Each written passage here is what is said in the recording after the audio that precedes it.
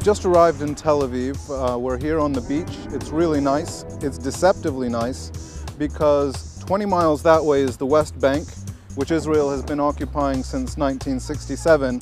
And the reason we're interested in the West Bank is because the other thing that Israel has been doing there is building settlements. So we're going to head over there and find out what that's like.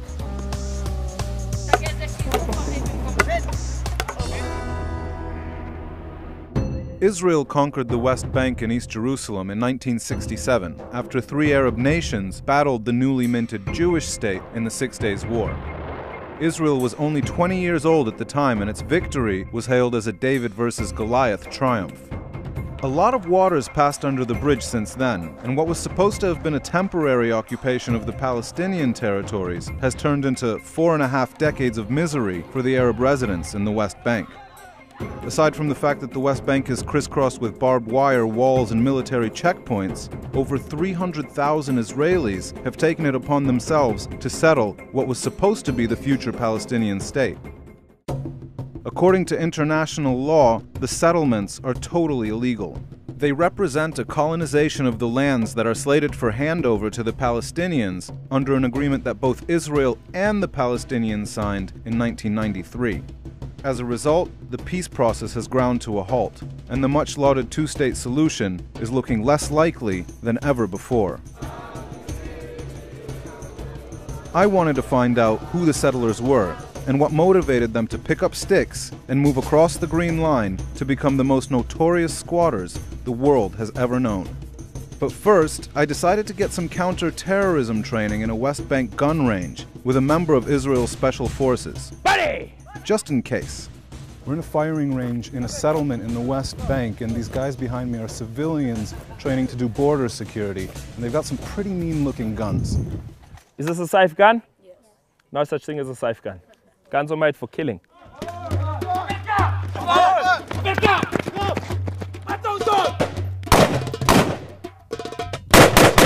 You standing at the entrance to the synagogue, inside there's a terror attack happening. Okay, I want you to imagine you standing in ready position, pointing your weapon inside the synagogue, trying to take care of the terrorists. Remember how we define counterterrorism as combat in a civilian area. We don't want to hurt civilians. We have to protect them, correct? This is not Xbox, it's not games. We don't push a reset button and then you get a new life. There's real bullets outside. There's a real possibility that I'll never see my kids again. Up! Simon's scared of me. No shit. I was starting to think this guy's job was just to scare the crap out of anyone who showed up for the training. Go! Buddy! Turns out, I wasn't the only one who thought it'd be a good idea to get some training. A Canadian woman we nicknamed Sarah Connor had brought her whole family along for the Fear Fest. Doesn't hurt to know how to use an AK though, right? And for what it's worth, her daughter turned out to be a pretty good marksman. Well, I hit it twice. Didn't do as good as the 10-year-old girl. Not bad. Do you think it's important for everybody who moves to Israel to have this kind of counter-terrorism training? Look, counter-terrorism training, I don't think it's important for everyone unless you're a counter-terrorist. Yeah. But to have an awareness of terrorism. So why do so many people carry around guns? I don't know. Maybe to feel safe. I think if people think, you know, if I've got a gun at home and I wake up and there's a terrorist, I could take care of my family. Maybe that's what's going through their minds. I discovered that it was easy for a settler to get a gun license in the West Bank. All they had to do was qualify at a shooting range like this one. But Palestinians living in the same area are never packing because Israel doesn't allow it.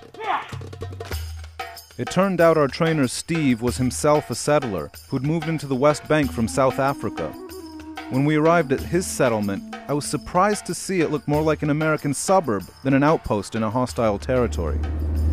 The community that you live in was built in the particular place that it was built because of the historic significance of the place? Yeah, most of the little areas here that actually found signs of, you know, ancient Jewish settlement there, we feel that it's like reviving the past kind of thing. Right. So you're saying your settlement is right on the right here, and some fields that are used by Palestinians are the left. Are there any sort of confrontations between the people working in these fields and people from your settlement? Not often. Occasionally I've been called in to what we call, it's called a khadira, that's an infiltration. I've caught on a few occasions Arabs that have infiltrated the settlement. They've come to steal. In my mind also, I think it's quite a clever way for them to gather information, see how quickly we react. They're taking all this information in, so we've got to be really alert. Do you ever worry about your kids that they could get hurt? I think every parent worries about their kids, man. But do you ever question your decision to bring them out here in such close proximity to people who aren't very happy with your presence? No. I mean, like, I'll tell you, it's not something you think about. It's not something I think about. It turns out the Israeli state has given his settlement, and many others like it, its full backing. But like most settlements, it hadn't started out this way. It was once an encampment that was considered illegal, even by Israel. But over the years, the settlers have learned that if they squat a site in the West Bank long enough, Israel will give them its approval, its infrastructure, and its security. You don't feel that coming here would provoke your Arab neighbors, though, into violence? I don't see why it should. Look, again, what I'm saying is that I don't think it's right taking other people's land. I don't think it's right for me to, these guys are working hard, they've been working these fields now for maybe 2 generations, but you should just know that's maximum. When we're talking about Palestinian people, we're maximum talking about maybe 1.5 to 2 generations. The Jewish people have been here for 5,000 years. This dates back another, you can look on there, I think it's 3,000 years ago. This was active and used. We're not just a fabrication that this is, oh, we want this place, you know. I understand that they were here for whatever reasons. We were exiled out of Israel, but you know, we were given the opportunity to come back. Now, this was an incredible fabrication on Steve's part. The notion that the Palestinians had only lived on this land for 2 generations was totally false. But the idea that Jews had a historic claim to the West Bank's territories that trumped any Palestinian claims was one I'd hear over and over in the next few days, and turned out to be a major part of the settler ideology that ran directly counter to the 2-state solution plan.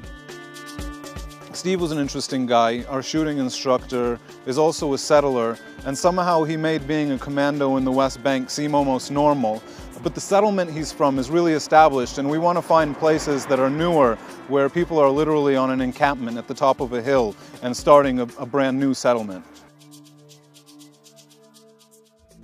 But they're on the wrong side of the green line for doing archaeological digs. This land, it's for the Jewish people from all the world. Okay? Are you recording? I don't know. I don't know. No picture to me.